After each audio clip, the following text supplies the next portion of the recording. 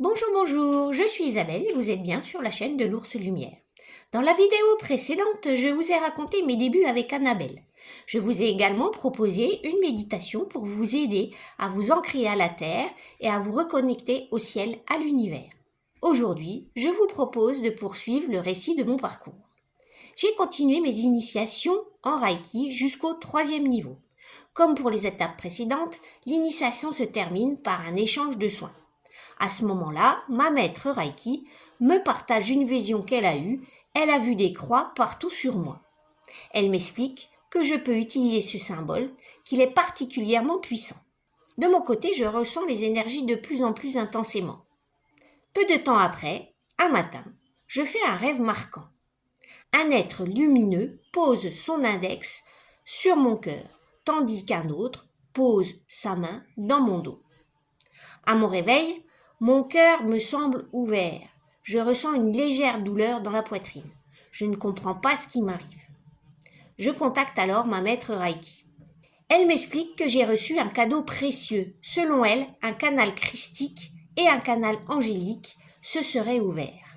Selon elle, cette dernière est une construction humaine. Et donc, elle peut être pervertie par des informations humaines. Pour ma part, jusqu'alors, je ne me reconnais pas particulièrement dans l'institution religieuse et notamment dans le catholicisme, mais je fais confiance à ce que je ressens intérieurement. Je poursuis donc ma pratique en Reiki avec sérieux. J'explore différentes techniques et j'ai même entrepris un travail de purification de mes années de vie passées. C'est une démarche exigeante, parfois longue et répétitive, mais qui fait partie de mon cheminement. Je me pose de nombreuses questions et je commence à chercher des réponses sur Internet. Mais je trouve finalement très peu d'éléments concrets. Certes, il existe de plus en plus de contenus qui abordent les pratiques de l'énergétique, mais ils apportent rarement de véritables clés de compréhension. Avec le temps et l'expérience, je réalise que ce chemin ne peut pas se parcourir uniquement à travers des réponses extérieures. Il demande avant tout de l'expérimentation, de l'observation et une implication personnelle.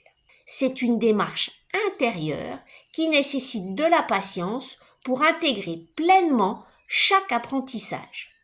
Peu de temps après avoir atteint le niveau 3 de Reiki, je participais à ma 3e journée de connexion avec Annabelle, la chamane. Elle continue de me surprendre profondément.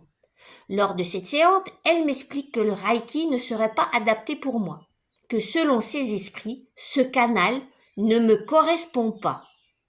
Cette affirmation m'interroge. C'est pourtant bien le Reiki qui m'a permis cet éveil. Pourquoi serait-il mauvais pour moi?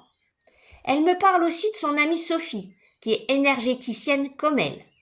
Toutes les deux seraient prêtes à venir à Dijon pour proposer une journée de connexion à soi. Ça y est, la graine est plantée. Pourquoi pas, après tout? Ce que j'ai vécu avec Annabelle m'a beaucoup appris. Et je pense que ça pourrait être une belle expérience pour mes proches et ceux que je connais, dans un premier temps, que je pourrais proposer après à d'autres personnes extérieures à mes proches. Je suis donc ouverte à l'idée d'organiser cette journée. En même temps, je me sens de plus en plus attirée par le chamanisme. Le son du tambour, la guimbarde et le lien avec la nature me touchent beaucoup. Je ressens maintenant l'énergie des arbres. C'est merveilleux. Comme vous avez pu peut-être déjà le remarquer, mes guides entrent souvent en contact avec moi le matin, dans un instant particulier, juste avant le réveil. J'apprendrai plus tard que ce moment est propice, car le cerveau se trouve alors en état dit alpha.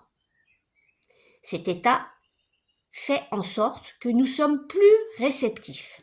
Un matin, donc, juste avant mon réveil, je rencontre un renard. Je sais qu'il est là pour moi, comme un cadeau. Il m'offre son aide. En y réfléchissant, effectivement, j'ai plein de renards autour de moi, en photo, en dessin, en sculpture. C'est incroyable. Je me rappelle même également que mon conte préféré, c'est Le Petit Prince. Le personnage du renard y occupe une place importante. Cela ne peut pas être une coïncidence.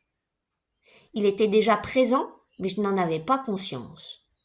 Je remercie mes guides et l'univers pour ce beau cadeau.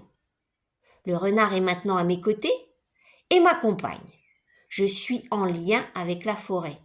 Le symbolique du renard est intéressant. Si vous faites des rêves intéressants et que vous voulez en savoir plus, n'hésitez pas à aller sur Internet et à demander la symbolique de telle ou telle chose. Moi, je suis allée sur Internet et je demandais la symbolique du renard. Alors, que veut dire le renard? Intelligence et adaptation. Le renard est connu pour sa capacité à survivre dans des environnements variés. Ruse et stratégie. Dans les contes européens, il incarne l'ingéniosité plus que la force brute. L'ambivalence, ombre-lumière. Il peut être vu comme un trompeur ou comme un guide subtil qui oblige à voir les choses autrement. Lien avec l'invisible. Dans certaines cultures, au Japon notamment, ce sont des entités capables de transformation, parfois messagères, parfois trompeuses. Tout un programme. À moi de voir maintenant où je vais avec ça. Depuis que j'ai entamé ce chemin, des choses extraordinaires se passent dans ma vie. Quelque chose est clairement en train d'évoluer en moi. Plus tard, toujours lors d'un rêve, le renard va me présenter un de ses amis, un écureuil. Et voilà deux. Maintenant, j'ai le renard, puis l'écureuil. Et voilà, ici s'achève cet épisode. Pour cet épisode, mes conseils restent les mêmes. Accordez votre confiance à la vie et à vos guides. Pensez à les remercier régulièrement. Simplement en disant merci ou en leur offrant de petites attentions, comme des fleurs. Vous pouvez également vous aménager un espace dédié où vous pourrez les honorer, faire un petit hôtel avec des objets qui vous correspondent et qui vous parlent. Les prières et le remerciement ont une portée profonde et une réelle puissance.